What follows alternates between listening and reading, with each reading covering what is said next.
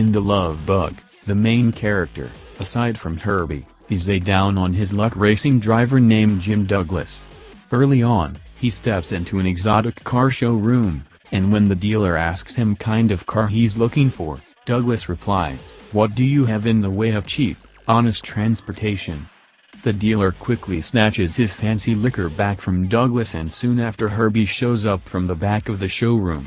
But if this happened today, you could easily replace the classic Beetle with a 2017 Toyota Yaris.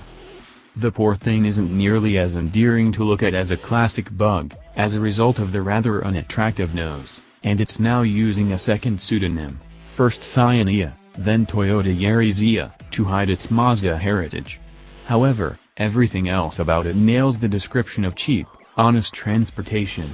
And for that reason, it's a lovely little car. Let's start with honesty, and it begins from the minute you start equipping the car. The IA is a what you see is what you get proposition.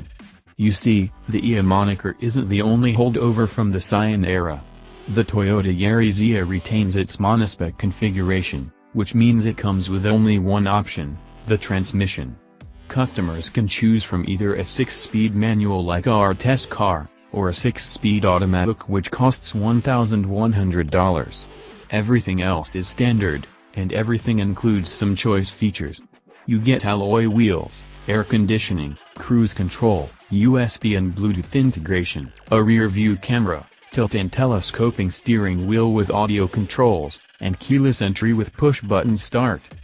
Technically there are a number of dealer-installed accessories too, including your typical fare of mudguards, rear spoiler, cargo organizers, and such. However, none of them are really necessary, with one exception. For some odd reason, the Yaris does not come with a center armrest. It's a $195 accessory, and frankly it should be a standard feature because it's so useful. If you hadn't guessed, ours wasn't equipped with it. Everywhere else the IA is a thoroughly pleasant car, if not as sporty as the old Mazda 2. The little 1.5-liter 4-cylinder under the hood isn't particularly potent with 106 horsepower and 103 pounds-to-foot of torque. But with a Miata-like 2,385-pound curb weight and our car's manual transmission, it manages to feel fairly sprightly, and never has any trouble dicing it up with traffic. That transmission is pretty decent, too. It isn't quite as short and sweet as that of the Mazda-badged predecessor, but it still glides into gear with little effort, and the gates are clearly defined and fairly tight. Where the Yaris mostly differs from the previous generation Mazda 2 is in ride and handling. While the IA's small size and quick steering give the car a light and generally willing feel, the suspension is much softer, and the car leans considerably when pushed hard in corners.